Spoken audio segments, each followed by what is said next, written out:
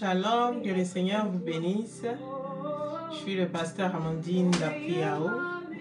On attend quelques connexions pour le message de cet après-midi. Tu es mon meilleur ami.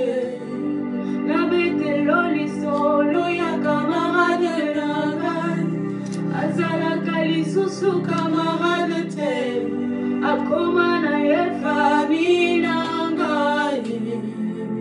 Tu es mon meilleur ami. Son nom c'est Jésus. Son nom c'est Jésus.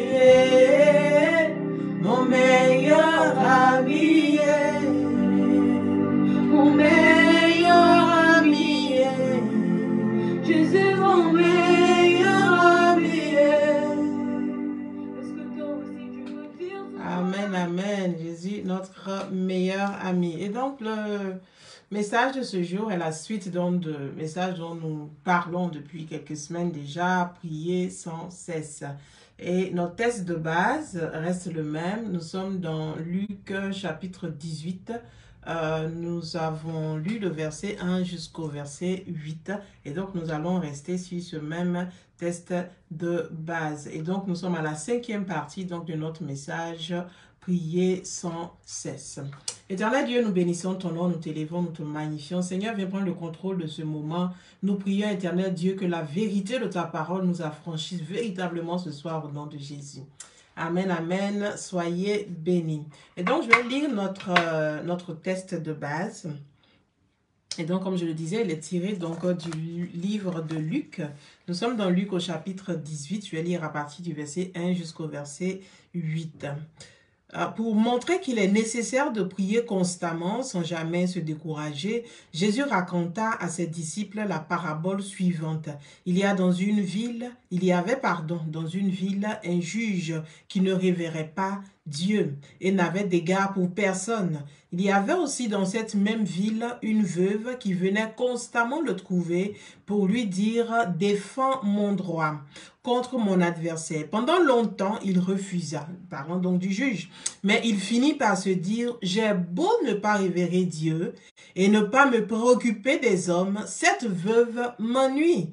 Je vais donc lui donner gain de cause pour qu'elle ne vienne plus sans cesse me casser la tête. » Le verset 6 dit ceci. Le Seigneur ajouta, notez bien comment ce mauvais juge réagit.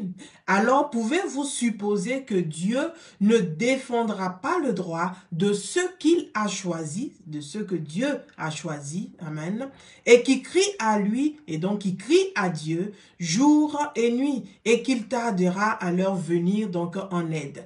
Et le verset 8, c'est notre verset d'intérêt ce jour. Il dit, moi je vous dis, donc Jésus-Christ qui parle, il dit, moi je vous dis qu'il défendra le droit promptement, seulement lorsque le Fils de l'homme viendra, trouvera-t-il encore la foi sur la terre? On retient ce verset, il dit seulement lorsque le Fils de l'homme viendra, trouvera-t-il encore la foi sur la terre? Les fois précédentes, je le disais déjà en entrée, nous avons déjà parlé de ce sujet ou de cette parabole il y a maintenant quelques semaines où nous en parlons. Nous avons commencé par dire que cette parabole était adressée aux disciples, n'est-ce pas? Il dit pour montrer qu'il est nécessaire de prier constamment. Alléluia, c'est le verset 1 justement. Il dit, Jésus raconta à ses disciples la parabole suivante. Il est important donc de mettre l'accent sur l'audience du Seigneur Jésus dans cette parabole. Il s'agissait donc de ses disciples. Et donc quand on parle des disciples de Jésus, on parle des gens donc qui sont matures. On ne parle pas des bébés chrétiens, alléluia, des gens qui sont encore au lait. Nous sommes en train de parler de gens qui sont matures, des gens qui ont marché avec le Seigneur pendant un moment dans leur vie. Et donc, dans notre étude de la prière, qui a pour titre « Prier sans cesse », nous sommes en train de nous adresser, de nous entretenir à un peuple qui a marché avec le Seigneur, qui connaît un peu au moins le Seigneur, qui a au moins accepté le Seigneur, qui est mature dans cette marche avec le Seigneur. Donc, il s'agit des gens, alléluia, qui sont maintenant matures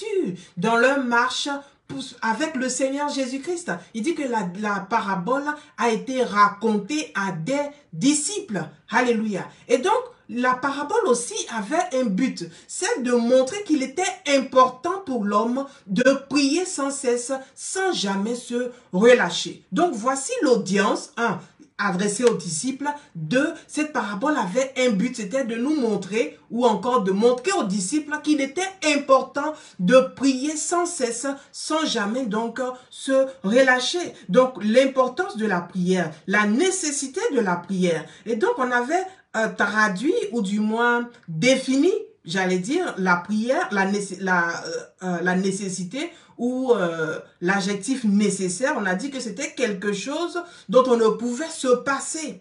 C'était quelque chose qui était primordial. Alléluia.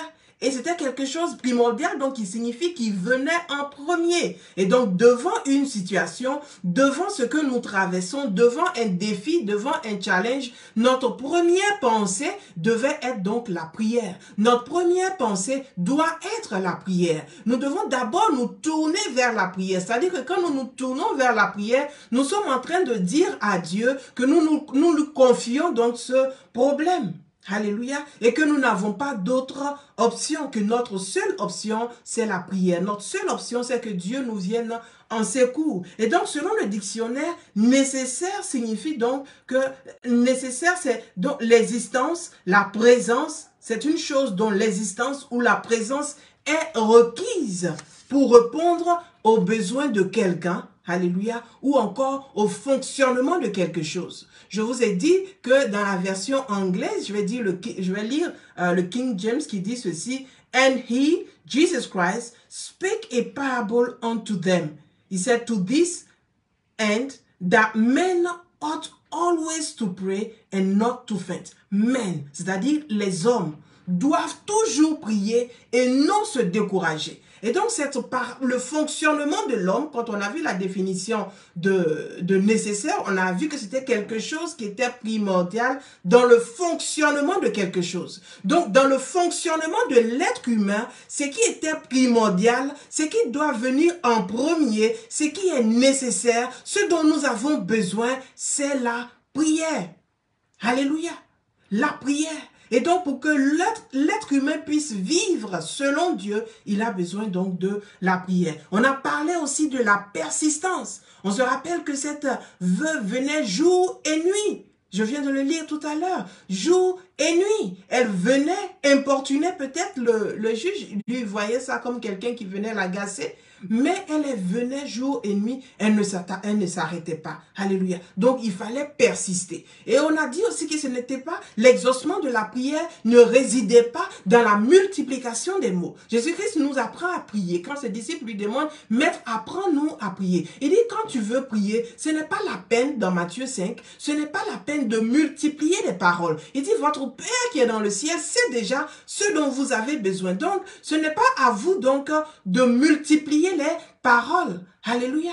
Nous n'avons pas besoin de multiplier les paroles. Nous devons être concis. Alléluia. Nous devons être précis dans nos prières. Et donc, cette veuve venait voir le juge jour après jour. Qu'est-ce qu'elle disait au juge? Fais-moi droit de ma partie adverse. N'est-ce pas? Et c'est ce qu'elle disait tous les jours. Défends mon droit contre mon adversaire. Et là, nous sommes au verset 3. La Bible dit, il y avait aussi dans cette même ville une veuve qui venait constamment le trouver pour lui dire, défends mon droit contre mon adversaire. Donc, nous, quand nous venons à Dieu dans la prière, nous sommes en train de dire à Dieu, défends mon droit contre mon adversaire. Il est important donc d'être précis dans la prière, alléluia, de préciser ce que nous voulons. Et donc, la prière, c'est quelque chose qui devait émaner du cœur. Nous avons dit que quand nous avons étudié la tente d'assignation, c'était d'abord mais pour comprendre la prière, pour comprendre la tente elle-même, le temple que nous sommes, alléluia. Et Jésus-Christ qui dit que quand vous voulez prier, allez dans le lieu secret, alléluia. Allez dans cet endroit le plus retiré que personne même ne connaît. Mais en tant qu'être humain, l'endroit le plus retiré que personne n'a accès, c'est notre cœur.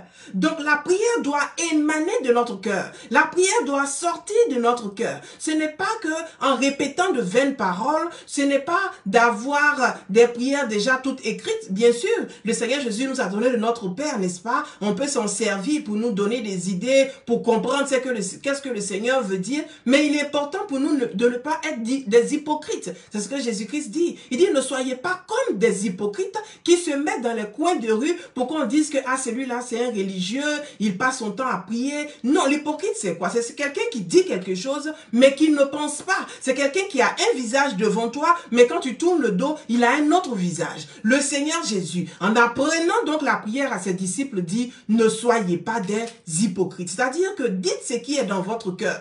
La veuve avait un problème. Elle avait besoin que le juge tranche cette histoire en sa faveur. Et c'est exactement ce qu'elle disait. Ce n'est pas de venir devant le Seigneur avec des prières qui sont presque comme des incantations. Alléluia. Qu'on répète, on répète, on répète, on répète. Non, ce n'est pas ça. Il faut dire ce qui est dans ton cœur, ce qui est dans le lieu secret, ce qui est dans cet endroit retiré de toi-même, retiré en toi. Alléluia. Et dire vraiment ce que tu ressens. Donc c'est ce qu'on avait dit, que l'exaucement de la prière donc n'était pas dans la multiplication donc de vaines paroles, mais au contraire, comme la veuve, nous devions être précis, nous devions être concis dans notre demande. Alléluia. N'oublions pas, le but de la parabole, c'était de nous montrer qu'il était nécessaire de prier. Et donc, il est important d'étudier cette parabole et de comprendre qu'est-ce que le Seigneur Jésus-Christ était en train de nous dire. Alléluia.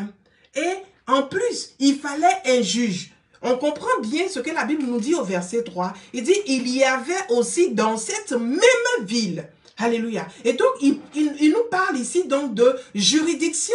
Nous avons parlé dans les dimanches précédents que oui, Dieu est le maître du monde. Parce que jusqu'aujourd'hui, il y a des gens qui encore ne comprennent pas que dans la juridiction dans laquelle ils sont, c'est-à-dire quand ils sont sur la terre, ils sont sous la juridiction de Dieu et que Dieu est ce juge-là vers qui il faut se tourner. Cette veuve-là n'avait pas le choix. Elle n'avait pas d'autre choix que de venir vers ce juge. Même s'il était inique, même s'il jugeait dans l'iniquité, même s'il était méchant, même s'il ne révérait pas Dieu, elle n'avait pas d'autre choix. Tant que tu étais dans cette ville et que tu avais besoin que quelqu'un te fasse droit, alléluia, et que ton droit était bafouillé, il n'y avait pas d'autres personnes qui pouvaient juger en ta faveur. Il n'y avait pas d'autres personnes qui pouvaient dire à tes adversaires, faites droit à cette dame. Alors, il fallait qu'elle se tourne vers ce juge et la Bible est très claire. Et la Bible dit, il y avait aussi dans cette même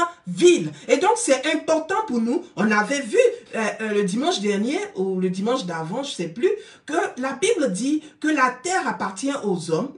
La terre appartient aux hommes, la terre Dieu a donné aux hommes, et que Dieu lui, il résidait dans les cieux. Alléluia. Jésus, quand il nous apprend à prier, qu'est-ce qu'il dit? Il dit de dire notre Père qui est aux cieux.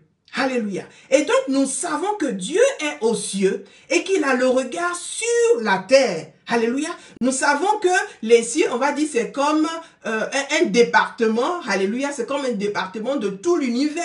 Donc, si Dieu est dans les cieux et qu'il domine sur toutes choses, la terre, bien sûr, fait partie donc de sa juridiction. Donc, il domine sur la terre. La Bible dit que Dieu juge toute la terre. Donc, il est important de comprendre que ce n'est pas le marabout du quartier qui a le dernier mot. Ce n'est pas lui le juge suprême. C'est pas lui qui gère le département de ta vie. Alléluia. C'est pas lui qui gère cette circonscription où tu es. En vérité, c'est un mensonge que de croire que le marabout, que de croire que les idoles, que de croire que la forêt sacrée de ton village peuvent avoir un impact sur ta vie ou même encore qu'ils ont le dernier mot. Celui qui a le dernier mot, c'est celui qui est au-dessus de tout. Alléluia. La Bible nous dit dans Philippiens chapitre 2 que ayez en vous les pensées de Christ. Pourquoi la Bible nous dit ceci? Parce que comme Jésus-Christ a eu les bonnes pensées, alléluia, et qu'il s'est donné, qu'il est mort jusqu'à la croix, la Bible nous dit qu'en récompense, il a eu le nom qui est au-dessus de tout nom, afin qu'au nom de Jésus, tout genou fléchisse. La situation que tu vis, au nom de Jésus-Christ, cette situation doit fléchir. C'est ce que tu dois comprendre. Ce n'est pas au nom des marabouts, ce n'est pas ce que le marabout va te dire, ou que les idoles vont faire, ou que le fétiche va faire. La Bible dit qu'il a le nom qui est au-dessus de tout autre nom. Donc, il est le juge suprême. Donc, quand nous sommes dans un défi, quand nous sommes dans une situation, que ce soit une maladie, que ce soit, alléluia, je ne sais pas quelle prison, quelle oppression que l'ennemi t'impose, quelle que soit la situation que tu vis, tu dois venir au juge suprême, à celui-là qui a l'autorité suprême, à celui-là qui a le mandat, alléluia, de faire fléchir la situation qui est dans ta vie. Quelle que soit la situation. Nous avons dit que l'environnement, c'était un environnement hostile au miracle, hostile qu'est-ce que j'avais dit? Au miracle, un épanouissement quelconque, parce que la veuve, non seulement elle était veuve, c'est-à-dire qu'elle n'avait pas d'homme, alléluia, son mari n'était pas là pour la protéger, pour l'aider, justement, voilà pourquoi elle avait des oppresseurs. Parce que dans cette culture-là, nous savons que les femmes n'avaient pas le droit de parler dans cette culture juive-là. Alléluia. Et donc cette femme-là n'avait personne pour parler d'elle. Et elle devait elle-même se présenter devant le juge. Ça, c'était déjà un handicap. Un deuxième handicap, c'est que le juge ne révérait pas Dieu. Ça veut dire que c'était quelqu'un qui n'avait d'égard pour personne s'il ne révérait pas Dieu lui-même. Ce n'est pas les êtres humains qu'il allait révérer ou, alléluia, qu'il allait aimer. Alléluia. Et donc déjà, elle était confrontée à un problème, à ce juge-là qui ne disait pas le droit. Il jugeait dans l'injustice, il jugeait dans l'iniquité, il jugeait dans la méchanceté. Mais elle n'a pas regardé à sa situation. Je ne sais pas quelle situation que tu traverses. Quel est ce verdict qu'on t'a donné? Que selon les hommes, cela est impossible. Mais je veux t'annoncer ce soir. Je veux t'annoncer ce soir que selon Dieu, tout est possible. La Bible nous dit dans Luc, il dit heureuse celle qui a cru à la parole qui lui a été annoncée. Alléluia. Car la prophétie s'est accomplie. Alléluia. La prophétie de Dieu pour toi, c'est que tu sois béni, c'est que tu vives en bonne santé, que tu sois restauré, c'est que tu vis une pleine vie. Alléluia. Une vie en abondance. C'est ça la parole de Dieu pour toi. Je ne sais pas qu'est-ce que tu traverses en ce jour, mais le juge qui peut dire ton droit et qui peut repousser tes adversaires, qui peut repousser à ceux qui t'en veulent. C'est bien le roi de gloire, le Seigneur des seigneurs, le Dieu tout-puissant, le Père de notre Seigneur Jésus-Christ, celui-là même qui est le juge unique, le juge suprême, alléluia. Il n'y a pas d'autre juge à part lui. Il dit que toute la terre soit tenue pour menteur, alléluia, que tout le monde soit tenu pour menteur, et Dieu pour vrai, et Dieu pour juste, et Dieu pour vrai, alléluia. Toutes ces choses d'informations que nous entendons, qui ne sont pas de la parole de Dieu, qui ne sont pas de Dieu, c'est le mensonge. Et donc, cette veuve était confrontée donc à cette situation où le juge qui devait dire son droit était un juge qui jugeait dans la méchanceté. La Bible nous dit dans Psaume 82, le verset 8 dit « Lève-toi, ô Dieu, juge la terre ». Alléluia, parce qu'il en a la capacité, parce qu'il a l'autorité de juger toute la terre. La Bible dit « Car toutes les nations t'appartiennent ». Alléluia. Ce juge unique dans la Bible, il était dans la ville. C'était sa circonscription. C'est tout ce qu'il peut faire. Il ne pouvait pas aller au-delà. De la même façon que Satan aussi est circonscrit dans son royaume. Il ne peut pas aller au-delà. Si nous appartenons au royaume de Satan, bien sûr, il a l'influence sur nous. Mais si nous appartenons à Dieu, dans ce cas-là, même quand nous sommes attaqués, même quand nous sommes oppressés, nous pouvons venir à Dieu. Pourquoi? Parce que toutes les nations lui appartiennent et il a le pouvoir de juger la terre entière. Je veux encore t'encourager à venir dans la prière, et à soumettre tes défis, à soumettre tes challenges à ce juge suprême-là. Et la Bible nous dit encore que ce juge-là était unique. Et même le Seigneur Jésus-Christ nous dit, il dit, voyez ce que le juge fait. Il dit, notez bien, le verset 6 de notre texte de base dit, le Seigneur Jésus ajouta, notez bien comment ce mauvais juge réagit. Et donc, il attire sur notre attention sur la réaction de ce mauvais juge. Donc, ça veut dire que c'est quelque chose d'important dans cette parabole, la réaction de ce juge. Mais quelle était cette réaction? Il dit, mais cette femme, elle vient m'emmerder jour après jour, nuit après nuit. Je vais lui donner ce qu'elle me demande pour qu'elle me laisse parce qu'elle m'agace. Alléluia. Il dit, à force donc de persister, on finit donc par avoir gain de cause. Que ce soit avec un juge inique, alléluia, ou que ce soit avec notre Dieu d'amour. Il dit, priez sans cesse, ne vous relâchez pas, ne vous découragez pas. Foncez dans la prière. Foncez dans la prière. Alors le verset 7 nous dit ceci. Alors pouvez-vous supposer que Dieu ne défendra pas le droit de ceux qu'il a choisis? Alléluia. Et qui crie à lui jour et nuit. Et qu'il tardera à leur venir en aide. Alléluia. Et qu'il tardera à leur venir en aide. Dieu ne tardera pas à te venir en aide. Alléluia. Je veux dire à quelqu'un que Dieu ne tardera pas à te venir en aide. Alléluia. Dieu ne tardera pas à te venir en aide. Donc, la Bible dit, lève-toi, ô Dieu, juge la terre, car toutes les nations t'appartiennent. Donc, les lois de l'Éternel donc s'appliquent à toute la terre. Nous avons pris pour l'exemple d'ailleurs de la reine Esther, n'est-ce pas? On avait dit que dans ce livre, c'est vrai que Dieu n'était pas mentionné. Dieu n'était pas mentionné particulièrement donc dans ce livre d'Esther, mais Assyrus représentait Dieu. Assyrus représentait donc le roi des rois. Il représentait là ce juge suprême. On avait même fait la parenthèse de la reine Vashti qui n'avait pas obéi, qui était entrée donc en rébellion contre son mari et qui avait été remplacée donc par Esther. Donc la reine Vashti donc qui représente les enfants d'Israël parce que quand Jésus-Christ est venu, il les a rejetés. Ainsi, alléluia, quand ils ont crucifié Jésus à la croix, il dit quand je serai élevé, j'attirerai toute chair à moi. Et donc c'est ainsi que après donc la crucifixion du Seigneur Jésus, tout le monde maintenant avait accès donc à ce salut. Et donc c'était pas juste, c'était faux, c'était du mensonge que de dire que le Seigneur Jésus était venu seulement pour les Juifs et non pour toute la terre. Et donc on avait établi ce fait-là, que le Seigneur Jésus était venu pour toute la terre et non pour les Juifs seulement. Ceux qui utilisent ce passage-là pour dire que celui où le Seigneur Jésus-Christ parlait avec cette femme à qui le Seigneur Jésus a dit qu'il fallait pas donner la nourriture des enfants aux chiens, qui utilise ce passage-là, c'était pendant un moment. Quand le Seigneur Jésus n'était pas encore crucifié, bien sûr, il était venu d'abord pour la maison d'Israël, mais après la crucifixion, il dit quand je serai élevé, donc parlant donc de sa mort, parlant donc de la croix, de la mort sur la croix, parce qu'il a été élevé à la mort sur la croix. Donc il dit que quand je serai élevé, j'attirerai toute chair à moi. Et donc c'était une parenthèse juste pour dire que le Seigneur Jésus était venu pour la terre entière. D'ailleurs, Jean 3, le verset 16 nous dit que car Dieu a tant aimé le monde qu'il a donné son Fils unique afin que quiconque croit en lui, quiconque, alléluia, ne périsse point, mais qu'il ait la vie éternelle. Alléluia. Et donc, il était important donc de clarifier des choses. C'est un mensonge de dire que le Seigneur Jésus n'est venu que pour les Juifs. C'est un mensonge encore de dire que les Africains doivent revenir aux ancêtres. Justement, c'est ces pratiques-là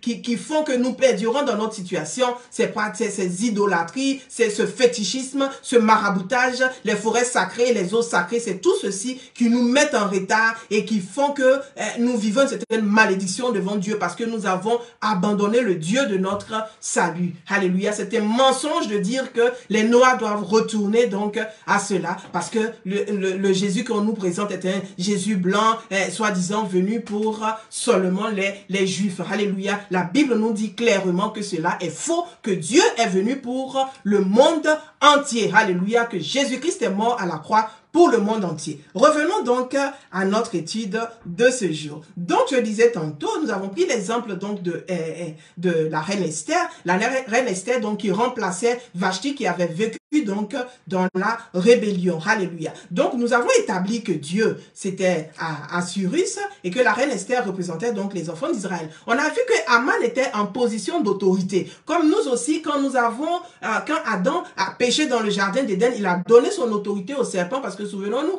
quand Dieu vient demander, mais qu'est-ce qui s'est passé? Il y a Adam qui dit non, c'est la femme qui dit que c'est le serpent. Donc ils ont relégué donc leur autorité donc à ce serpent-là qui était Aman. Donc nous disons que Aman, qui est le diable, il est venu pour détruire, il est venu pour égorger et il est venu pour voler. C'est effectivement ce que Aman avait pris comme décret, alléluia, contre les enfants d'Israël, donc qui vivaient donc dans cette contrée donc de la Syrie à cette période-là. Mais c'était sans compter donc la grâce de Dieu, c'était sans compter les enfants d'Israël qui s'étaient levés. Donc toi aussi aujourd'hui, on peut t'avoir donné une sentence même de mort. Alléluia. Mais je veux t'inciter, je veux t'inciter à la prière encore, parce qu'il y a encore de l'espoir. La Bible nous dit dans le livre d'Esther, alléluia, Esther chapitre 8, le verset 8, il dit, écrivez donc en faveur des Juifs comme il vous plaira, au nom du roi.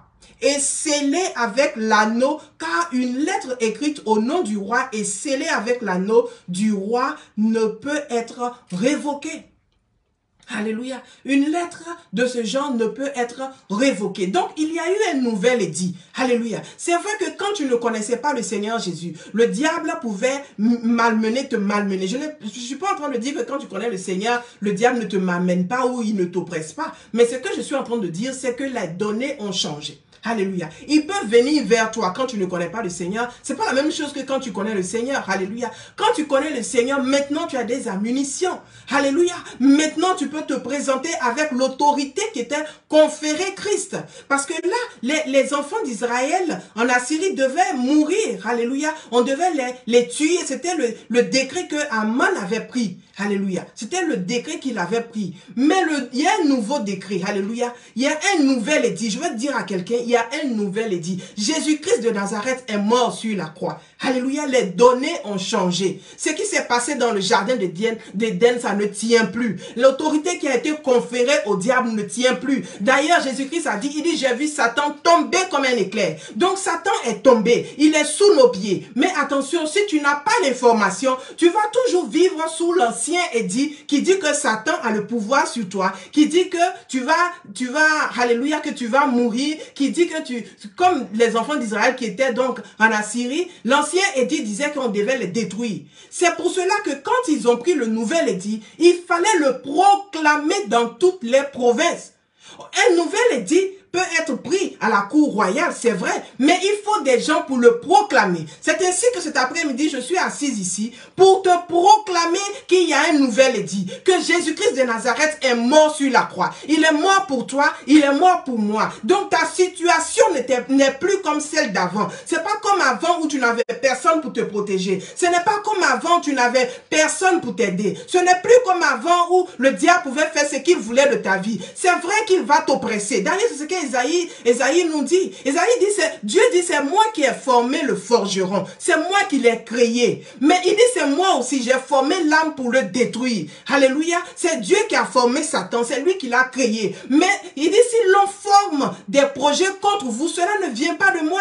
Donc les projets de Satan contre toi, cela ne vient pas de Dieu. Dieu a créé Satan. Parce que cette question-là revient très souvent. Mais si Dieu savait que Satan allait faire ceci, mais pourquoi il a créé, mais pourquoi il aide? Mais à l'origine, Satan n'avait pas été créé pour détruire le monde. Satan n'avait pas été créé pour détruire les hommes. D'ailleurs, il s'appelait Lucifer, l'ange de la lumière, et il était en charge de l'adoration. La Bible nous dit dans Ézéchiel que Satan était parfait jusqu'au jour où l'iniquité a été trouvée en lui. C'est quand l'iniquité a été trouvée en lui que sa nature a changé. De saint, il est devenu le diable, il est devenu Satan, il est devenu l'esprit malin, il est devenu le serpent ancien, il est devenu toutes ces choses-là. Alléluia, parce que quoi? L'iniquité a été trouvée en lui. Alléluia. Donc c'est vrai que c'est Dieu qui a formé le forgeron. C'est lui qui lui a donné même l'intelligence. Mais il dit, si le forgeron est en train de faire une épée, en train de fomenter des complots, cela ne vient pas de lui. Il dit, si ça ne vient pas de lui, donc c'est nul et sans effet. Alléluia. Et donc, il y a un nouvel édit. Ce nouvel édit, c'est vrai que le forgeron a l'intelligence. Il a des façons de faire. Il a la ruse même. Alléluia. Mais Dieu est en train de te dire ce soir qu'ils viendront contre toi par un chemin, mais ils se retourneront par sept. Pourquoi? Parce qu'il y a un nouvel édit. Et ce nouvel édit a été scellé par l'anneau du roi. Alléluia. Ce nouvel édit a été scellé par l'anneau du roi. C'est ce que la Bible nous dit dans Esther, chapitre 8, le verset 8. Il dit, écrivez donc en faveur des Juifs comme il vous plaira au nom du roi et scellez avec l'anneau, car une lettre écrite au nom du roi et scellée avec l'anneau du roi ne peut être révoquée.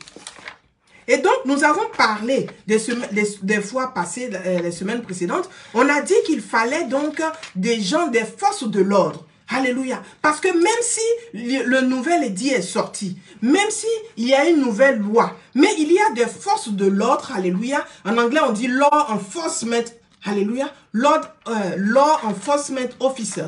C'est-à-dire que c'est lui qui va venir établir cette loi. C'est lui qui va se rassurer que la loi est suivie. Donc, on a besoin de ce genre de personnes. C'est là où toi, tu viens en ligne de compte. C'est là où moi, je viens en ligne de compte. Pourquoi? Parce que les cieux appartiennent à Dieu, mais la terre, il a donné aux hommes. Alléluia. Ce n'est pas le roi Assuris qui est sorti, alléluia, pour aller défendre les enfants d'Israël. Non, c'est eux-mêmes qui devaient se défendre. Ils devaient se défendre comment? Avec l'autorité maintenant que le roi leur a donnée. Cette autorité pour nous, là, cette autorité nous est donnée par le Seigneur Jésus-Christ. Alléluia. Cette autorité nous est donnée par le Seigneur Jésus-Christ. Donc, je vais lire le verset 9 de Esther chapitre 8. La Bible dit ceci. On convoqua les secrétaires impériaux sur le champ. Le 23e jour du 3e mois, c'est-à-dire du mois de Sivan. On écrivit aux Juifs, aux satrapes, aux gouverneurs, aux ministres des 127 provinces qui s'étendaient de l'Inde à l'Éthiopie pour tout ce qu'ordonna Mardochée. On rédigea les lettres avec l'écriture de chaque province et selon la langue de chaque peuple. De même, on écrivit aux Juifs avec leur écriture dans leur langue. Les lettres furent écrites au nom donc de l'empereur et cachetées avec son sceau et on les expédia par des courriers montés sur des pur sang sélectionnés de l'administration impériale. Par cet édit, l'empereur autorisait les Juifs de chaque ville à se regrouper pour défendre leur vie, à massacrer, tuer, exterminer toute bande armée d'un peuple ou d'une province qui les attaquerait, y compris leurs enfants et leurs femmes, et à piller les biens de ces gens. Cette autorisation était valable pour un jour, et le 13e jour du 12e mois, qui est le mois d'Adar, dans toutes les provinces de l'empereur.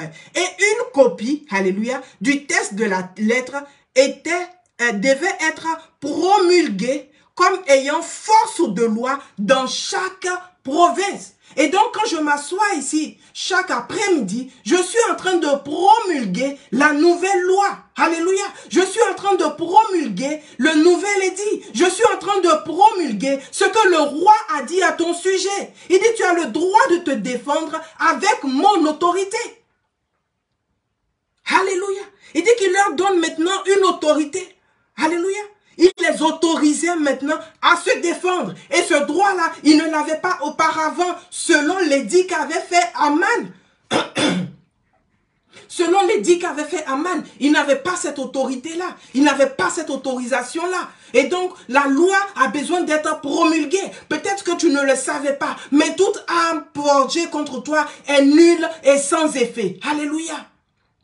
Est nulle et sans effet. Le Seigneur Jésus t'appelle à la prière. Parce que c'est quoi la prière? Pendant que tu es en train de prier, comme les Juifs avaient pris l'épée, toi aussi, la prière est ton épée. La prière est ton âme. Tu es en train de défendre ton territoire. Tu es en train de défendre ta maison. Alléluia. Tu es en train de défendre ce qui t'appartient. Donc lève-toi dans la prière avec cette autorité que le Seigneur nous a donnée. Parce qu'on dit quoi? Que la lettre a été scellée, par un sceau. Et quand la lettre est scellée par le sceau du roi, elle est irrévocable. Quand la loi est scellée par le sceau du roi, cette loi-là devient irrévocable. Oh, gloire à Jésus. Gloire à Jésus-Christ de Nazareth. celui-là qui nous donne cette autorité-là. La Bible nous dit, et ça va être un peu long, mais il est important pour nous de lire et de comprendre cette autorité-là que nous avons en Christ. Le chapitre 9, je vais lire à partir du verset 11. La Bible dit ceci. Or, le Christ est venu en tant que grand prêtre, c'est-à-dire souverain sacrificateur, pour nous procurer les biens qu'il nous a désormais acquis. Alléluia. Il a traversé un tabernacle plus grand et plus parfait que le sanctuaire terrestre. Un tabernacle qui n'a pas été construit par des mains humaines, c'est-à-dire qui n'appartient pas à ce monde créé. Il a pénétré une fois pour toutes dans le sanctuaire. Il y a offert non le sang de bouc ou de veau, mais son propre sang. Alléluia. En effet, le sang des boucs et des taureaux et les cendres d'une vache et que l'on répand sur des personnes rituellement impures leur rendent la pureté extérieure. Mais le Christ s'est offert lui-même à Dieu sous la conduite de l'Esprit éternel comme une victime sans défaut. À combien plus forte raison, par conséquent, son sang purifiera-t-il notre conscience des œuvres qui mènent à la mort, afin que nous servions donc le Dieu vivant. Il dit, voilà pourquoi il est le médiateur d'une alliance nouvelle, afin que ceux qui sont appelés reçoivent l'héritage éternel que Dieu leur avait promis. Car une mort est intervenu pour libérer de leur culpabilité les hommes qui avaient péché sous la première alliance. En effet, lorsqu'il est question de testament, il faut que la mort du testateur soit constatée, car un testament n'entre en vigueur qu'après le décès de celui qui l'a établi. Il dit, il est sans effet tant qu'il est en vie. C'est pourquoi la première alliance non plus n'est pas entrée en vigueur sans aspersion de sang. En effet, Moïse a d'abord exposé au peuple entier tous les commandements tels qu'ils se trouvent consignés dans la loi. Puis, il a pris le sang des veaux et des boucs avec de l'eau, de la laine rouge et une branche d'hysope, et il en a aspergé donc le livre, ainsi que tout le peuple en disant, ceci est le sang qui scelle l'alliance que Dieu vient d'établir avec vous. Donc nous comprenons que pour sceller une alliance, il faut du sang. Alors que dans le livre d'Esther, la Bible nous dit que le nouvel édit, alléluia, qui est donc cette nouvelle alliance que Assyrus va faire avec les enfants d'Israël, ce nouvel édit a été scellé par un anneau. Il a été scellé par un anneau. Donc, vous comprenez où est-ce que je m'en vais? Cet anneau-là, pour nous, c'est le sang du Seigneur Jésus-Christ. Parce que pour qu'il y ait alliance, il faut du sang. Et Moïse, pour sceller la première alliance, avait pris le sang des veaux, le sang des animaux, alléluia, ce qui n'était même pas parfait, puisque d'année en année, il devait refaire la même chose. Mais le sang de Jésus-Christ, alléluia, une fois pour toutes est versé. Une fois pour toutes a été aspergé sur toi, a été aspergé sur moi, afin que cette nouvelle alliance-là soit scellée pour toujours. Donc le verset 21 de Hébreux chapitre 9 nous dit, puis il a aspergé aussi avec le sang le tabernacle et tous les ustensiles du culte. En fait, selon la loi, presque tout est purifié par du sang. Et il n'y a pas de pardon des péchés sans que du sang ne soit versé. Ces objets qui représentaient donc des réalités célestes devaient donc être purifiés de cette manière-là. Il fallait de même que les réalités célestes le soient, elles, par des sacrifices bien meilleurs. Et donc, quand la Bible nous parle d'un sacrifice bien meilleur, en fait, il nous parle du sacrifice du Seigneur Jésus-Christ sur la loi. Donc, sur la croix, pardon. Donc, je suis en train de dire à quelqu'un, c'est vrai que le diable est en train de t'oppresser. C'est vrai que tu vis une situation, parce qu'on ne peut pas nier la situation que tu traverses. Alléluia. C'est vrai qu'il y a des défis dans ta vie. C'est vrai qu'il y a des challenges dans ta vie. Alléluia. De la même façon que Aman avait pris cet édit-là contre les enfants d'Israël. Parce que ce n'était pas en un jours, pendant 1 an, ils avaient cette oppression de savoir que à un moment donné, on allait tous les massacrer. C'est pour cela que Mardochée, justement, est venu voir la reine Esther dans le palais pour lui dire qu'il faut que tu nous sauves, il faut que tu pries. Donc nous aussi, en tant qu'enfants de Dieu, c'est vrai que nous sommes oppressés, même quand nous avons donné notre vie au Seigneur Jésus. Mais nous devons prendre notre position. Et cette position-là nous est donnée par le sang de notre Seigneur Jésus-Christ. Alléluia. La Bible dit que quand il y a un édit, quand il y a une loi, quand il y a une alliance, cette alliance doit être scellée par le sang. Alors que le sang le plus parfait, mieux que le sang des animaux, mieux que le sang d'Abel, mieux que le sang des hommes, a coulé à la croix, une fois pour toutes, afin que tu aies l'autorité. Donc l'autorité désormais t'est conférée. Mais comment est-ce que tu vas exercer cette autorité? Non seulement tu vas l'exercer sur la terre, qui est ton territoire, alléluia, parce que le Seigneur, la Bible nous dit que nous sommes dans les lieux célestes avec le Seigneur Jésus qui est assis à la droite de Dieu le Père. Donc dans la droite, c'est-à-dire que dans la position donc de gouverneur, dans la position de gouvernance, alléluia. Donc nous sommes au-dessus de nos réalités qui sont sur la terre. Vous êtes dans le monde, mais vous n'êtes pas du monde, alléluia. On est dans le monde. Le Seigneur Jésus, quand il est en train de prier, il dit, Seigneur, je ne suis pas en train de prier pour que tu les retires, mais ce que je suis en train de dire, que tu les fortifies pendant qu'ils sont dans le monde. Je veux dire à quelqu'un, c'est vrai que ta situation, tu penses qu'elle est réelle, mais la vérité est la suivante, c'est que l'autorité t'a été donnée. Alléluia. Par le sang de notre Seigneur Jésus. D'ailleurs, la Bible nous dit, dans Romains 8 au verset 1, qu'il n'y a plus de condamnation en ceux qui croient en Christ Jésus. C'est vrai que le diable t'a condamné. Alléluia. Parce que tu as fait ceci, parce que tu as fait cela. Et que même parce que les enfants d'Israël devaient être tués en Assyrie à cette période. Pourquoi? Parce que Aman avait trouvé qu'il n'était pas en train de se prosterner quand le roi Assyrien passait. Alléluia. Et c'était seulement Mardochée qui ne le faisait pas, mais il a pris ce plan-là pour pouvoir tuer tout le monde en même temps. Donc peut-être que tu as fait des choses qui réellement ont donné un certain droit au diable de venir intervenir dans ta vie. Mais il y a une nouvelle édit, alléluia. Et c'est cet édit-là que je suis en train de te promulguer cet après-midi, que je suis en train de te donner cet après-midi, qui est en train d'être divulgué cet après-midi. Et cet édit-là dit que le sang de Jésus-Christ est versé pour toi. Non seulement ce sang-là efface tes péchés, il n'y a plus de condamnation pour toi, mais ce sang-là encore te donne l'autorité. Alléluia. Il dit, même si l'on forme des projets contre vous, cela ne viendra pas de moi. Car toute arme forgée contre vous est nulle et sans effet. La nouvelle alliance a été scellée dans le sang de notre Seigneur Jésus-Christ. C'est cette nouvelle alliance-là qui nous donne la force et qui nous permet de venir dans la prière pour prier à Dieu, pour crier à Dieu. Alléluia. Pour crier à Dieu. Et donc, le verset 8 de notre texte de base nous dit ceci. Le verset 8, c'est notre verset d'intérêt. Et donc, tout ce dont nous avons parlé jusque-là, c'était l'entrée. L'autre verset de base, c'est « Moi, je vous dis qu'il défendra le droit promptement. Seulement, lorsque le Fils de l'homme viendra, trouvera-t-il encore la foi ?» Trouvera-t-il encore la foi? Alléluia. Ce n'est pas que Dieu est tellement difficile. Il est tellement difficile à trouver. Ce n'est pas que Dieu ne peut pas répondre à nos prières. Et le Seigneur Jésus dit, regardez ce que ce mauvais juge, ce juge qui juge dans l'iniquité, regardez son attitude, regardez sa réaction.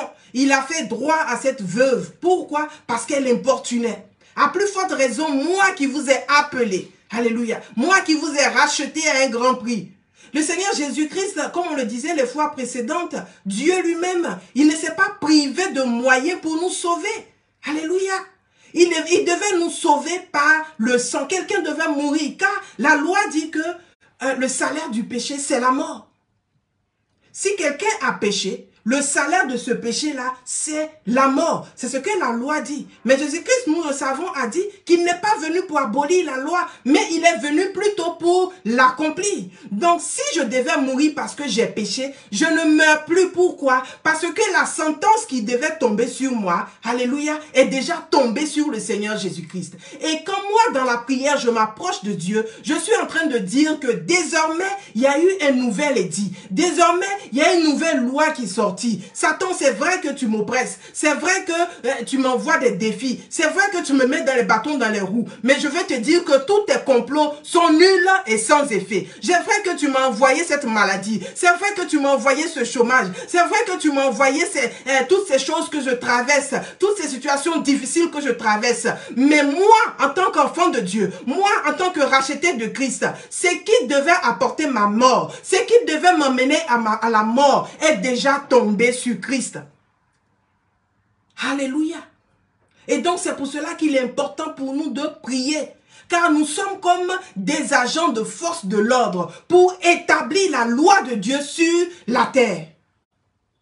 Mais voici le problème. Le Seigneur Jésus dit, mais quand le Fils de l'homme viendra, trouvera-t-il encore la foi? Or, nous savons que sans la foi, il est impossible de plaire à Dieu. Sans la foi, il est impossible de se rapprocher de Dieu. Sans la foi, on ne peut même pas être enlevé. Alléluia. Alors que nous sommes en tant que chrétiens en train d'aspirer à cet enlèvement. Nous aspirons à ce jour final où le Seigneur Jésus va venir nous enlever de la terre. Mais si nous n'avons pas la foi, nous ne pouvons pas être enlevés. Donc le problème essentiel de notre Seigneur Jésus-Christ, en nous donnant cette parabole, il dit ce n'est pas que je ne peux pas vous donner ce que vous me demandez. Ce n'est pas que ce que vous me demandez est trop difficile. D'ailleurs, la Bible nous dit dans Ésaïe 45, le verset 19, je vais lire le verset 19 et le verset 22. La Bible dit ceci, et c'est Dieu qui parle. Il dit, je n'ai point parlé en cachette dans un lieu ténébreux de la terre. Je n'ai point dit à la postérité de Jacob, cherchez-moi en vain. Ce n'est pas ce que Dieu a dit. Dieu n'a pas dit de le chercher en vain. Au contraire, c'est un Dieu. Il dit, je dis ce qui est vrai et je proclame ce qui est droit. Voici ce que le Seigneur dit au contraire. Il dit, tournez-vous vers moi et vous serez sauvés. Vous, alléluia, vous qui êtes aux extrémités de la terre, car je suis Dieu et il n'y en a point d'autre. C'est lui le vrai Dieu. Il n'y en a point d'autre. Et il veut te dire cet après-midi, tourne-toi vers moi, car il n'y a point d'autre Dieu. Tourne-toi vers moi et je vais te sauver. Toi, en retour, tu poses la question, tu te demandes, mais il y a longtemps que je me tourne vers ce Dieu-là.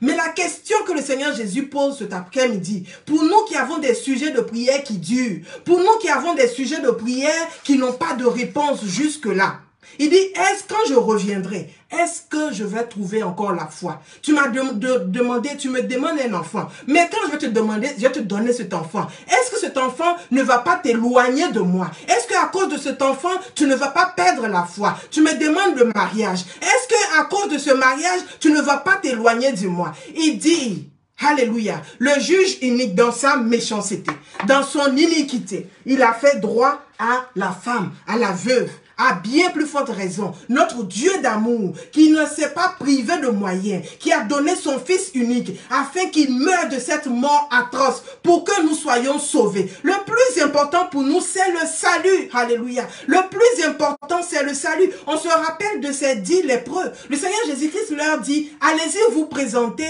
au sacrificateur. Sur le chemin, pendant qu'ils sont en train de partir, c'est pas qu'ils sont guéris. Alors que la tradition ou la loi à cette époque disait que quand tu étais lépreux, on te jetait hors du camp. Jusqu'à ce que tu sois purifié de ta lèpre et tu pouvais revenir dans le camp. Mais ce n'était pas à toi de dire que non, je suis désormais purifié, je veux rentrer. Non, la première des choses, quand tu constates ta guérison, c'était de partir te présenter devant le sacrificateur. Et c'était au sacrificateur de constater ta guérison et de dire que d'accord, la lèpre est finie et maintenant tu peux être réhabilité dans le peuple. Tu peux maintenant être restauré dans ta famille. Donc le Seigneur Jésus, quand il dit aux 10 lépreux d'aller se présenter devant les lépreux, d'aller se présenter devant le sacrificateur, eux-mêmes en partant, c'est un risque qu'ils sont en train de prendre. Alléluia. Mais voici ce qu'ils sont partis parce qu'ils avaient la foi. Alléluia. Et c'est dans cette foi qu'ils étaient sur le chemin pour aller se présenter à ce sacrificateur. Mais on se souvient qu'il y en a un. quand il a constaté qu'il était guéri de sa lèpre, n'oublions pas que la lèpre est une maladie extérieure, une maladie qui attaque la peau. Mais le manque de foi ou le manque de salut, c'est une maladie, une gangrène bien plus grave. Donc ce seul lépreux-là, quand il s'est rendu compte que, attention, je suis guéri de ma lèpre, au lieu d'aller me présenter devant un sacrificateur humain afin qu'il atteste de ma guérison, je préfère aller devant le roi de gloire, le souverain sacrificateur, alléluia, Jésus-Christ lui-même, celui qui donne un salut bien plus excellent. Donc il était dans une révélation supérieure à celle donc de ces 9 autres. Les 9 autres sont contentés de leur guérison physique.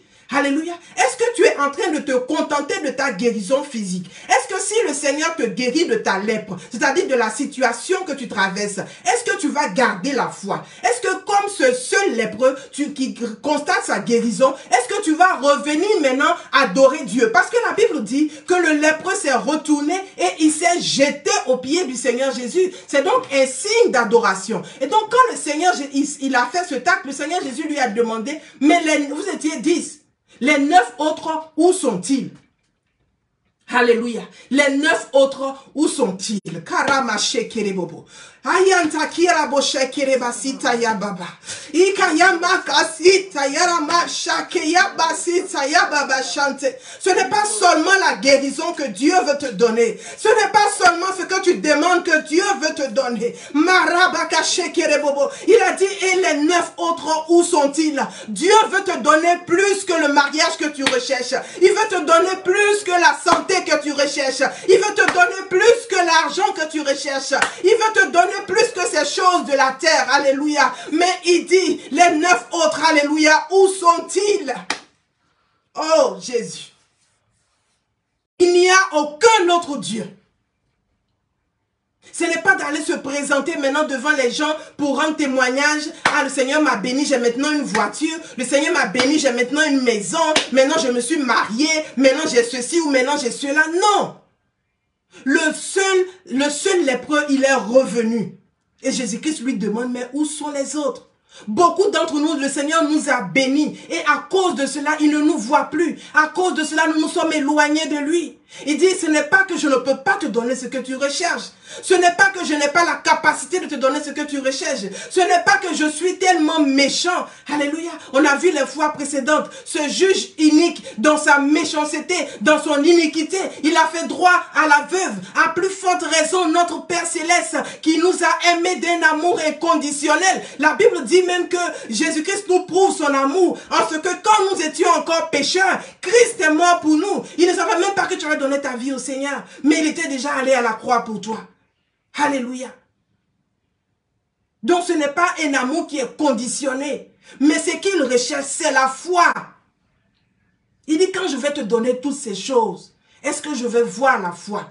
Parce qu'en fait, c'est la foi qui sauve. C'est la foi qui donne le salut. Mais le salut, c'est quoi? C'est vrai qu'on parle du jugement dernier et du salut où tu vas aller vivre avec ton Père Céleste. Mais le salut commence sur la terre. Le salut, c'est là où tu as la paix. Il dit, ne vous inquiétez de rien. Alléluia. Mais par des prières et des supplications, faites connaître vos besoins. Et votre Père qui est dans le ciel vous donnera une paix qui surpasse toutes choses. Mais je suis en train de demander des choses. Je suis en train de demander une voiture. Et le Seigneur me dit, il va me donner la paix. C'est pas ce qu'on est en train de demander. Mais le Seigneur dit, il va te donner la paix. Pourquoi? La paix, c'est quoi? Shalom, qu'est-ce que ça veut dire? La paix, ça veut dire que tu te contentes de ta situation. Tu sur le sable, c'est la maison des bébés chrétiens, où Seigneur donne-moi ceci, Dieu donne, Seigneur donne-moi cela, Dieu donne, Seigneur si tu ne me donnes pas, je vais partir. La maison des bébés chrétiens, cette maison des enfants de Dieu qui sont au lait, elle est construite sur du sable, mais cette parabole est adressée à des disciples qui doivent construire une maison qui est sur le roc. Le Seigneur Jésus a dit à Pierre, il dit, tu es Pierre, tu es le roc, et sur ce roc je construirai mon église, je bâtirai mon église. Mais la pierre, c'est quoi? La pierre, c'est la révélation. Jésus-Christ, c'est la vérité, c'est la lumière. La lumière, c'est quoi? La lumière, c'est la révélation. Quelle est la révélation que toi, tu as de Christ? Quelle est la révélation que tu as de Dieu? Alléluia. Si chaque fois que tu lui demandes du pain, il te donne. Tu lui demandes ceci, il te donne. Mais il doit te faire passer par des épreuves. Alléluia. Afin d'éprouver cette foi. Afin que ta foi soit pure. Parce que sans la foi, il est impossible de lui être agréable. Il s'agissait là des disciples là qui allaient être tués, qui allaient devenir des martyrs. Est-ce que c'est parce que tu es mort que Christ n'est pas avec toi? Est-ce que c'est parce que tu as perdu quelqu'un que Christ n'est pas avec toi? Est-ce que c'est parce que tu as perdu ton enfant que Christ n'est pas avec toi? Est-ce que c'est parce que tu ne travailles pas que Christ n'est pas avec toi? Il faut des gens qui ont la foi, des gens qui ont une vie qui est sur le roc, une vie qui est bâtie sur le roc. Ce n'est pas une vie de Seigneur, donne-moi ceci ou Seigneur, donne-moi cela. Il faut une foi ferme pour quelqu'un qui n'a pas mangé et qui est venu évangéliser. Quelqu'un qui n'a pas un endroit où dormir, mais qui va prier pour les malades. Pour une personne de ce genre qui va aller à la guerre, parce que le Seigneur a dit que la terre nous appartient. Si le gouvernement de Dieu doit s'établir sur la terre, il faut des hommes, il faut des femmes qui ont été éprouvés par le feu et qui n'ont peur de rien et qui avancent malgré le feu. Il dit quand tu traverseras le feu, je serai avec toi. Il n'a pas dit quand tu vas sauter le feu, quand tu vas passer à côté du feu. Il dit quand tu traverseras le feu. Dans la fosse au lion, quand on a jeté Daniel, le Seigneur Jésus lui-même a fermé la gueule des lions. Il n'a pas dit non, que je vais éviter que tu tombes dans la fosse. Non, non. Mais au contraire, quand il était dans la fosse, le Seigneur Jésus est descendu là-bas pour aller le sauver. Ce n'est pas parce que tu es tombé dans le puits que Dieu n'est pas avec toi, qu'il ne t'a pas donné un rêve, qu'il n'a pas dit que tu seras gouverneur de tout Égypte et que le monde entier allait venir vers toi pour manger. Ce n'est pas parce que on t'a vendu comme esclave que ça veut dire que la main de Dieu n'est pas sur toi. C'est parce que tu traverses une situation difficile que ça veut dire que tu n'es plus l'enfant de Dieu. Jésus-Christ à la croix ne demeure pas moins le Fils de Dieu. Jésus-Christ craché dessus ne demeure pas moins le Fils de Dieu. Jésus-Christ à la croix, Jésus-Christ battu avec la couronne d'épines sur sa tête, ne demeure pas moins l'enfant de Dieu. Mais s'il n'avait pas cette foi en son Dieu, il dit tout ce que je fais, je ne le fais pas de moi-même, je le fais à cause de mon Père, je le fais par mon Père. Il n'y a rien de moi-même que je fais. Alléluia. C'est de ces gens-là que le Seigneur a besoin. C'est de ces femmes-là que le Seigneur a besoin. Des hommes et des femmes qui ont été éprouvés par le feu. Alléluia. Alléluia. Ce n'est pas parce que je n'ai pas d'argent pour payer mon loyer que je ne vais pas annoncer l'évangile. Ce n'est pas parce que je traverse une situation difficile que je vais oublier ce que le Seigneur m'a demandé de faire. Cette parabole est pour des disciples, des gens aguerris, des gens qui avaient une mission. Est-ce que tu as une mission? Est-ce que le Seigneur t'a donné une mission? Alors tu vas être éprouvé. Alors ta foi sera éprouvée. Alléluia. Abraham est sorti de la maison de son père pour une terre qu'il ne connaissait pas. Mais sa foi a été éprouvée. Pourquoi? Parce que Dieu devait faire comprendre à Abraham que ce n'est pas les idoles de ton père qui vont te donner un enfant. Ce n'est même pas ta propre force qui va te donner un enfant. Parce que quand le Seigneur va finir avec toi, toi-même tu sais que c'est Dieu qui a fait. Quand on va te demander, mais comment tu as réussi à faire ceci? Comment tu as réussi à faire cela? Toi-même tu vas témoigner et tu vas dire c'est à cause de Dieu. Tu vas dire que c'est Dieu qui m'a permis. Tu ne pourras pas voler la gloire de Dieu. Parce que la situation que tu vas traverser, tu seras rejeté de tous. Ceux même qui devaient t'aider, ceux même qui t'ont fait des promesses, ils vont oublier qu'ils t'ont fait des promesses. Ceux qui vont te dire, demain à 10 h, je viens te voir, je vais faire ceci, je vais faire cela. Tu vas les appeler des semaines plus tard. Ils ont oublié même qu'ils t'avaient donné un rendez-vous. Parce que Dieu ne partage pas sa gloire. Surtout si tu es appelé à être serviteur de Dieu. Si tu es appelé à être servante de Dieu. Et là, je ne parle même pas des 5 ministères. Mais si Dieu veut faire de toi un signe, tu vas traverser des situations difficiles. Il va éprouver ta foi. Alléluia. Pour que quand vienne le vent et la tempête, tu ne bouges pas. Tu sois comme cette maison sur le roc. Afin que toi aussi, des fleuves d'eau vive coulent de ton sein. Les fleuves d'eau vive là qui vont aller pour ravitailler les autres. Tu pourras proclamer que oui, Dieu donne des enfants. Abraham peut dire, il peut proclamer que ce n'est pas le fait d'avoir un enfant, ce n'est pas le fait d'un être humain. Pourquoi? Sa femme était vieille. Elle était ménopausée depuis longtemps. Elle n'avait pas d'enfant. Lui-même, Sarah a dit, mais mon Seigneur ne vient même pas vers moi. Donc les deux sont conscients. Alléluia. Que s'ils ont eu Isaac, pardon, ce n'est pas de leur propre fait. Ce n'est pas leur force. La Bible dit que l'insensé dit, il n'y a point de Dieu. Le riche insensé, il dit, c'est par ma force que j'ai acquis tous ces biens. C'est un insensé. C'est si tu vis, tu es insensé, le Seigneur va te ramener à la raison. Et comment il va te ramener à la raison? En te faisant passer par des tribulations, en te faisant passer par des épreuves, afin d'éprouver ta foi, afin que ta foi soit pure et que tu puisses dire, c'est le Seigneur qui m'a sauvé. Alléluia. Que c'est le Seigneur qui m'a sauvé. Le Joseph qui était en famille, le Joseph qui venait dire, ah j'ai eu un rêve, vous m'adorez, je suis au-dessus de tout le monde. Ce n'est pas le même Joseph qui était gouverneur. Le Joseph qui était gouverneur, c'était un homme humble. Quand on lui demande, mais Joseph, est-ce que tu peux traduire les rêves? Il dit, non, c'est pas moi, c'est Dieu. Après tout ce qu'il a traversé, maintenant il dit c'est Dieu. Alléluia. Mais le Seigneur ne fait pas toutes ces choses parce qu'il est méchant, parce qu'il ne nous aime pas. Ce n'est pas le juge unique. Mais il cherche à obtenir quelque chose, la foi. La Bible nous dit dans 1 Pierre, chapitre 1, le verset 6 au verset 9. Il dit, c'est là ce qui est votre joie. Donc, qu'est-ce qui est votre joie? C'est le salut. Parce que le verset précédent, donc, le verset 5 nous parle donc du salut. Donc, il dit, c'est là votre joie. Alléluia. Je vais lire dans ma version Semeur. Donc, le verset 6 dit ceci. Voilà ce qui fait votre joie. Même si actuellement, il faut que vous soyez attristés pour un peu de temps par diverses épreuves. Il faut.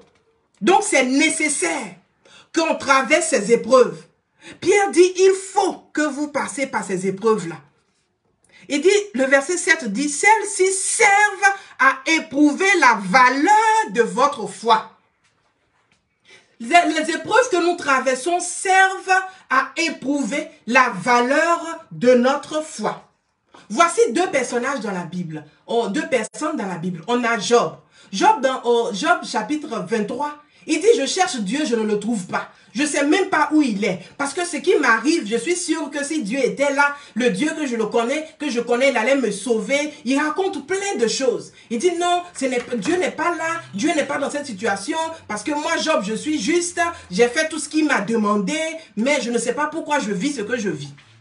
Mais d'un autre côté, voici David.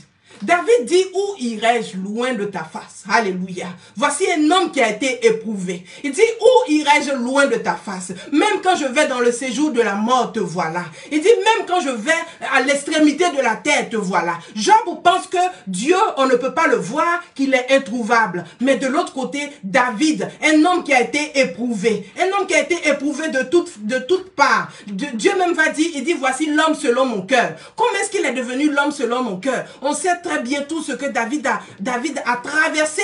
Avec même ses enfants, avec la mère de Bathsheba, quand Nathan est venu le voir, il dit, c'est toi dont je parle, qui a beaucoup de brebis et qui va prendre la seule brebis de son voisin, c'est de toi dont je parle. Il a déchiré ses habits. On sait comment son fils est mort. On sait comment son fils a fait le coup d'état contre lui. Désormais, lui, il a été éprouvé. Il peut se présenter devant Dieu et dire, Seigneur, où irai-je loin de ta face? Mais Job, qui n'a jamais connu ces choses, la Bible dit que Job, il vivait dans une aisance. Il avait ses enfants, il vivait une vie tranquille, alléluia, il était un homme intègre, on le connaissait de partout, il était très riche. C'est pas comme ça que David a commencé. David a commencé derrière les moutons de son père, derrière les brebis de son père. Quand il est allé même combattre Goliath, son propre frère l'a vu et il dit, mais toi-même tu parles de quoi? Je te connais, tu aimes trop te faire voir. Alléluia, ils n'ont pas les mêmes vies. Donc celui qui a été éprouvé, il a une façon de parler. Quand quelqu'un a été éprouvé, on sait comment la personne parle. Il n'y a plus de moi. Non, mais tout ce que tu fais, tu dis que ce n'est pas moi qui fais, mais c'est Christ qui le fait. Ce n'est plus moi qui vis, mais c'est Christ qui vit en moi. Et si tu veux être servant de Dieu, serviteur de Dieu, il faut que tu arrives à ce niveau où tu sais que ta vie ne t'appartient plus, que tu sortes ou que tu rentres, que tu t'asseyes ou que tu dormes, que tu manges ou que tu ne manges pas. Tout ce que tu fais, c'est Dieu qui te donne l'autorisation. Alors ta foi a été éprouvée. Tu as une façon de parler. Joseph, maintenant, Pharaon, il va dire, ce n'est pas moi qui donne l'interprétation des rêves, c'est Dieu. Alléluia. C'est Dieu qui donne l'interprétation des rêves. Et voilà comment Dieu va répondre à Job. Et là, nous sommes dans Job au chapitre 38. Il dit, mais qui est en train de parler? Qui est en train de détruire mes desseins par des paroles? C'est-à-dire que dans la situation de Job, la situation qu'il traversait, Dieu avait un langage. Dieu avait des desseins. Il y a quelque chose que le Seigneur voulait faire. Il dit, quand je créais la terre, est-ce que tu étais là? Quand je mettais les cordeaux, est-ce que tu étais là? Tu parles en insensé. Tu parles de choses que tu ne comprends pas. Il dit, Job, viens t'asseoir et viens m'instruire. Je vais te poser des questions. Comme moi, Dieu, il y a des choses que je ne sais pas. Je vais te demander, toi, Job, et tu vas me répondre. Alléluia. Donc, Job parlait en insensé. Il parlait en homme qui n'avait jamais été éprouvé. Mais voici ce que Pierre nous dit. Pierre nous dit que toutes ces choses, c'est seulement pour un moment. Il dit, celles-ci servent à éprouver la valeur de votre foi. Il dit, le feu du creuset n'éprouve-t-il pas l'or qui pourtant disparaîtra un jour? Mais beaucoup plus précieuse que l'or périssable est la foi qui a résisté à l'épreuve. Alléluia.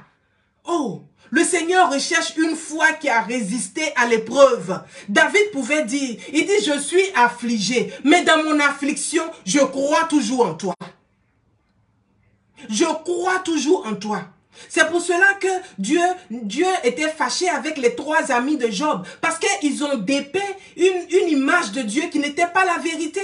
Ils sont venus dire à Job, c'est parce que tu as péché, tu mérites ce qui t'arrive et toutes ces choses, Dieu te punit. Et non, ils n'avaient pas compris le message du Seigneur. Ils n'avaient pas compris que Dieu était en train de présenter Job comme un homme intègre. Un homme qui, malgré les épreuves, malgré la douleur, ne va pas abandonner Dieu. D'ailleurs, sa femme lui dit, abandonne Dieu, maudit Dieu et meurt. Job a dit non.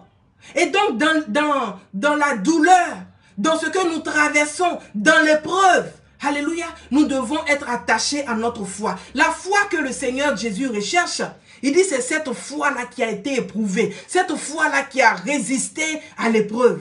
Tant que ta foi n'a pas résisté à l'épreuve, tant que ta foi n'a pas résisté à la douleur, tant que ta foi n'a pas résisté au feu, ce n'est pas une foi que le Seigneur peut utiliser. Quand le seul lépreux est revenu au Seigneur Jésus, le Seigneur Jésus lui a dit, ta foi cette fois-ci ne t'a pas juste donné la guérison, mais cette fois-ci, la foi que tu as, la foi que tu es en train de présenter, cette foi-là t'a sauvé. Alléluia. C'est maintenant le salut. Maintenant, tu as le salut de ton âme. La Bible dit que servirait-il à un homme de gagner le monde s'il perdait ton âme? Que se servirait-tu d'être marié, d'avoir des enfants, d'avoir des milliards, d'avoir des maisons, des voitures, un grand ministère et de perdre ton âme? Toutes ces choses que nous demandons, alléluia, au Seigneur Jésus, c'est pas qu'il ne peut pas nous donner, mais si ça doit nous éloigner de notre salut. Il dit, le feu du creuset n'éprouve-t-il pas l'or qui pourtant disparaîtra un jour? Mais beaucoup plus précieuse que l'or périssable est la foi qui a résisté à l'épreuve. Elle vaudra louange, gloire et honneur lorsque Jésus-Christ paraîtra. Elle vaudra louange, gloire et honneur lorsque Jésus-Christ paraîtra. Lorsque Jésus-Christ paraîtra, alléluia. Tu auras l'honneur d'être avec lui. Pourquoi? Parce que ta foi a été éprouvée. Mais en même temps, l'honneur sur la terre ici sera donné à Dieu. On se rappelle des enfants d'Israël. Ils sont restés 430 ans en Égypte. Alléluia. Ils ont crié à Dieu. Dieu a dit, j'ai entendu les cris de mes enfants qui sont en Égypte. Je descends pour aller les secourir. Si c'était Moïse, quand il avait tué l'Égyptien et qu'il avait fait un plan, les enfants d'Israël l'avaient suivi, et s'il ne l'avait pas rejeté, il allait faire un plan lui-même et puis les sauver. On n'allait jamais dire que Dieu avait sauvé les enfants d'Israël. Non. Mais quand il a tué l'Égyptien et qu'une deuxième fois, il voulait maintenant établir son autorité et puis dire, mais pourquoi vous vous battez? Ne vous battez pas, vous êtes des frères. Il y a un des gens qui se battait qui lui a demandé, Moïse, qui t'a établi sur nous? Qui t'a établi sur nous? Que tu veux me tuer comme tu as tué l'Égyptien? Donc la délivrance des enfants d'Israël n'appartenait pas à Moïse. Surtout, n'appartenait pas à un Moïse qui n'avait pas Dieu. N'appartenait pas à un Moïse qui n'avait pas le mandat de Dieu. Il n'appartenait pas à un Moïse qui n'avait pas été éprouvé 40 ans dans le désert en servant son beau-père Jéthro. Alléluia. Et donc, le Seigneur t'a mis plein de choses à cœur. Le Seigneur même t'a mis une œuvre à cœur, un ministère à cœur. Alléluia. Mais tu dois être éprouvé. Afin que toi-même dans ce ministère, quand un paralytique va se lever, quand un mort va ressusciter, quand quelqu'un va venir à toi, je suis stérile, et que tu vas imposer la main, et que cette personne va avoir un enfant, tu ne diras pas que c'est par ma prière que cette personne-là est guérie. C'est par ma prière que ce paralytique-là marche. C'est par ma prière que cette femme a eu un enfant. Non. Quand on va vouloir même te donner les honneurs, tu vas dire non. Cet honneur ne m'appartient pas, mais ça appartient plutôt à Dieu.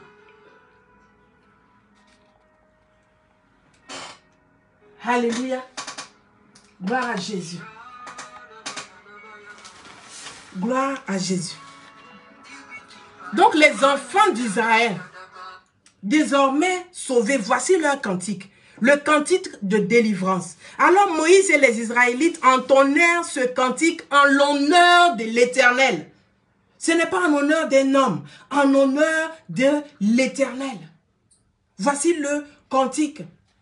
Il dit, je veux chanter pour l'Éternel. Il a fait éclater sa gloire. Je veux déclarer sur la vie de quelqu'un. Le Seigneur fait éclater sa gloire sur ta vie. Parce que tu lui as fait confiance. Alléluia. Parce que tu t'es confié à lui. Parce que dans l'épreuve, tu n'as pas abandonné la main de l'Éternel. Dans l'épreuve, tu n'as pas abandonné l'Éternel. Tu n'as pas abandonné ses préceptes. Tu ne t'es pas éloigné de lui parce que tu avais faim.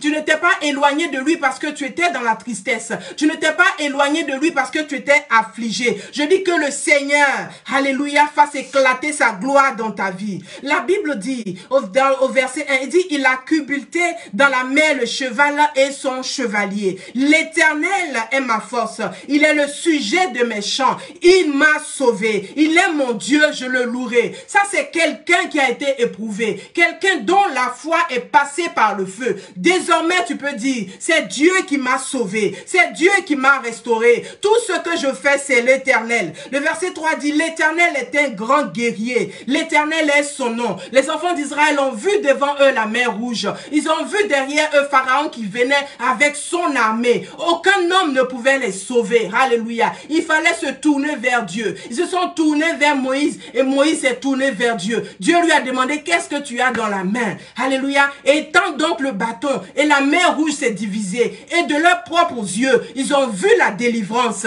Je veux dire à quelqu'un, de tes propres yeux, tu verras la délivrance de l'Éternel, parce que tu as gardé la foi, jusqu'au bout. David pouvait dire, il dit, j'ai été éprouvé, et dans mon affliction, je n'ai pas perdu la foi. Dans mon affliction, j'ai dit, Seigneur, je crois en toi. Il dit, les chars du Pharaon et toute son armée, il les a jetés à la mer. L'élite de ses combattants a été engloutie dans la mer des roseaux. Alléluia. On ne voit pas en tout cela qui sont en train d'honorer Moïse, qui sont en train d'applaudir Moïse, celui qui a été utilisé. Non. Quand tu traverses des situations difficiles et que tu as vraiment été éprouvé, tu sais à qui rendre gloire. Tu sais vers qui te tourner. Tu sais qui tu vas louer. Et c'est ce que le Seigneur veut. Le Seigneur veut avoir en nous les 10 lépreux. Il y en a un seul qui est retourné pour rendre gloire à Dieu. Il dit, ma délivrance n'est pas dans la main du sacrificateur terrestre. Ma délivrance n'est pas dans la main de l'être humain. Je vais retourner vers le Seigneur Jésus, celui qui a le véritable salut. Et à lui la gloire revient. Alléluia. C'est lui que je vais aller louer. C'est lui que je vais aller honorer. Quand on a été sauvé par Christ, quand on a véritablement eu le salut, ce n'est pas un oncle qui t'a aidé, ce n'est pas une tante qui t'a aidé, ce n'est pas quelqu'un qui t'a aidé, tu sais à qui rendre gloire. La Bible dit que le Seigneur Jésus est devenu souverain sacrificateur, pas parce qu'il était le fils d'Aaron, pas parce qu'il était lévite, alléluia, mais par décret divin. C'est Dieu qui a décidé. Donc lui, on sait que dans sa sacrificature, qui il va élever, qui il va adorer, qui il peut remercier, louer pour sa position? Bien sûr, c'est Dieu. Parce qu'il sait qu'il n'est pas le fils d'Aaron. Alléluia. Jésus-Christ n'est pas de la descendance d'Aaron. Il n'est pas même le fils il n'est pas de la descendance d'Élie. De Lévi, pardon.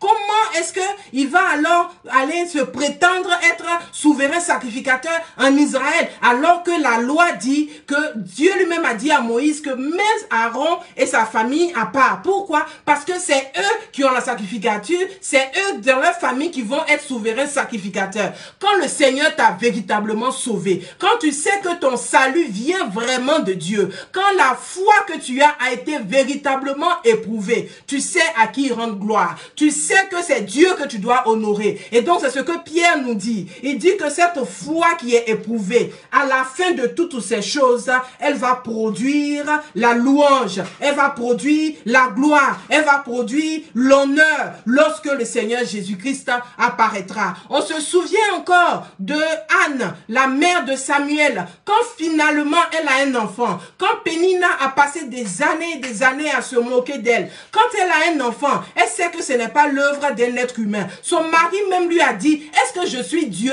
Tu es fâché avec moi? Est-ce que je suis Dieu pour donner des enfants? Que c'est pas moi qui donne les enfants. Donc il fallait qu'elle se tourne vers Dieu. On sait que plusieurs années, elle pleurait. Mais cette année-là, elle est allée et elle a prié. Elle a déversé son cœur. C'est là où le prophète Élie l'a vu, il pensait même qu'elle avait bu. Elle dit non, je n'ai pas bu, mais je suis tellement affligée, je suis dans la prière. Et il a dit ce que tu cherches que Dieu te donne. Alléluia. Je veux dire à quelqu'un, tourne-toi vers Dieu, même dans cette épreuve que tu traverses, même dans ces challenges que tu traverses. Alléluia. Parce que ce qui va être produit, la Bible dit, est plus précieux que l'or.